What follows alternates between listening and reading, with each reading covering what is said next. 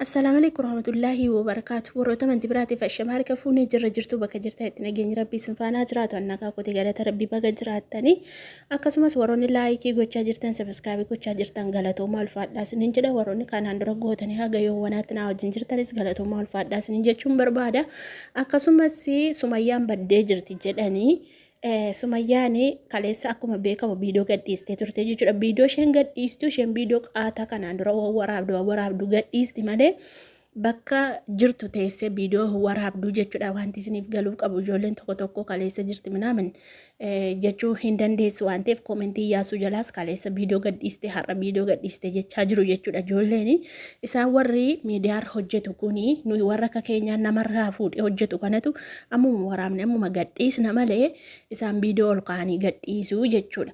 Kanaaf Sumayyaan baddee eessa abbaa kiyyaan lixaa jechaa jira. Iyyaasu birraa jechuudha. Akkasumas immoo Seidon argame viidiyoo Sumayyaa ilaaleetu Harariin hin deema jedhee dhufee jira jedhanii alhamdulillahi rabbil aalamiin irra guddeessa. Seidon argamuun iyyuu waan guddaadha waan ta'eef maaliif Sumayyaan beekaatu badde malee beekaa dhokattee lookeeshinii cufatte malee isheen inuma jirti jechuudha. Isheen viidiyoo hin badde jedhame malee viidiyoo gannu dhiisuu hin ooltu jechuudha. Garuu Seidon immoo bakka hin taane dhaqe waan ta'eef Gondorii waan deemeef iyyuu iddoon isaa iddoo sodaachisaadha. Kanaafitu nu yaaddessaa qalbiin keenya illee akkam ta'a jedhee nu eegaa ture. Amma maashaallah tabaarakallaa deebi'ee jira. Hedduu tokko gammadee jiraan akka kootti. Isinis akka gammaddan abdiin qaba jechuudha. Warroonni Seidon jaallattanii fi kabajan jechuudha. Malee kun akkuma argitanii Seidon galee jira jedhee Iyyaasuun galgala viidiyoo waraabee ture.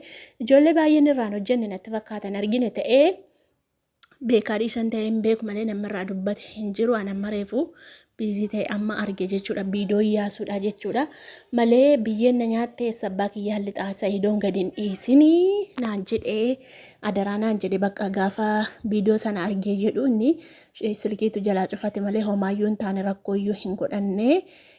Garuu deebi'ee dhufee jira gadi hin dhiisinaan jedhe Sumayyaan na bira jirti jedhee viidiyoo anaaf Sumayyaan hojjenne sana argeetu adaraa kee gadi hin dhiisinii biraa hin deemsisini naan jedhee achumarraan isheen immoo gaasichoon baddu eessadatti Oromiyaa keessaas bakka itti baddu hin qabdu sharrii wayisoon jaaddu jedheetanii isheen bakka bashannanaan deema Harariin jennaanii dhaqi jedheeni.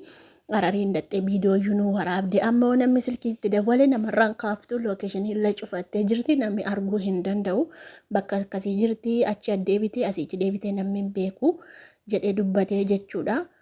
Hedduu yaaddoo cimaa keessa galanii jiru jechuudha. Dhugaa rabbiin isiniin jedha.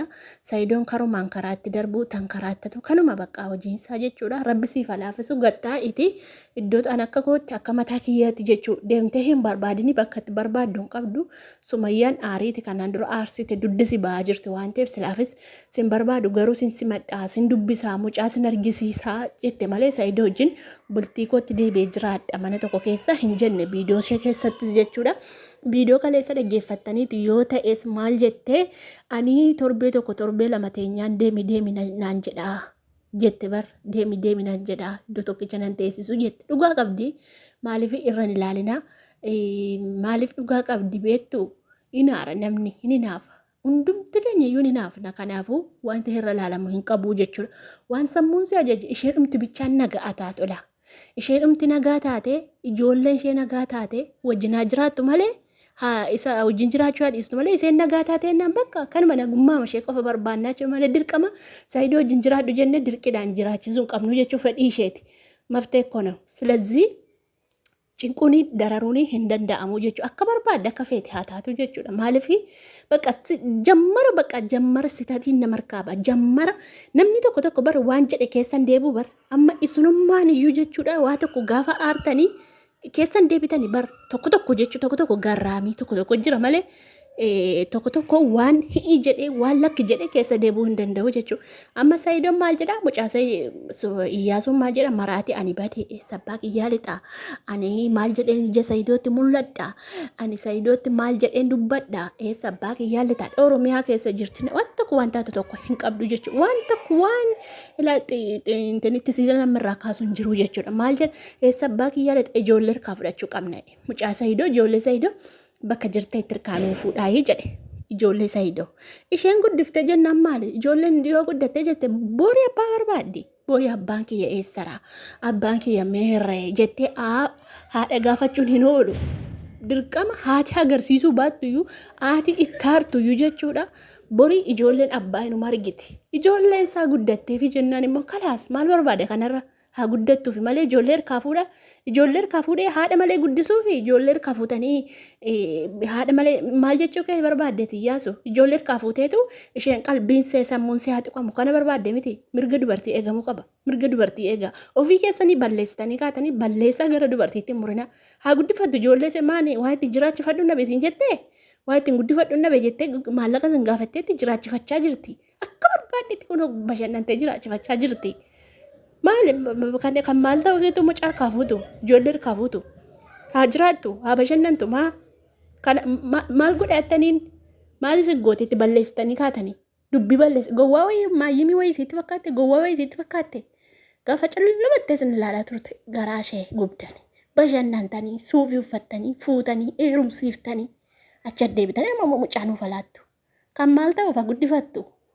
Guddifachuun dadhabeette nama naarsinaa yeroo tokko dhugaa rabbii tokko immoo maal jedhu koomentii jalatti koomentii yaasutu dubbisee nufe ayyuu dhosse ayyuu balleesse ayyuuni ifaan ifatti cafatti malee dhossaadhaan hin cafattu yoo cafaquu ta'e yoo reebuu ta'e yoo dhossuu ta'e ifaan ifatti baate malee nama sodaatuuf yookaan immoo nama waa dudduuba waa godhu miti ayyuun.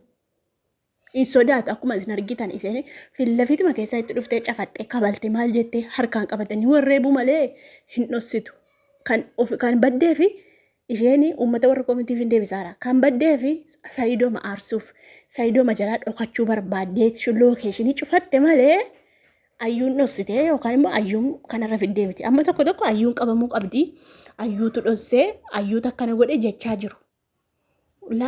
Natti fakkaatu waan natti fakkaanne naason waan natti fakkaatu siillee waan isitti fakkaatu haasoftu dhugaa qabdu itti sokke dhugaa qabdu waan itti sitti fakkaatee fi waan yaanni namaa garaa namaa keessa yaadu yookaan immoo waan yaaddan tilmaamtanii haasoftu waan ta'eef hunduma keenyatu waan yaade tilmaame haasaa malee an akka kootti waan ayyuuni dhossite yookaan balaarraan geesseef miti seen engadde fokkorteef miti siif hin godhaa sin ajjeesa waan si godhu na beeka jettee afaaniin lafan laftee miti ayyaantun ayyuuniif.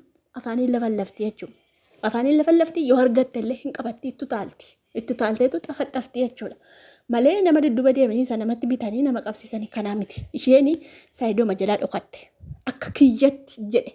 Akka kiyyatti waan Saidoo jalaa dhokatte malee ayyuudhaaf miti. Maal jamaa rabbii? Amma dhugaa rabbii attimatti yaaddu bakka. Attimatti yaaddu. Garaan keessan attimatti yaaddu. Mucaa harkaa fudhannaa.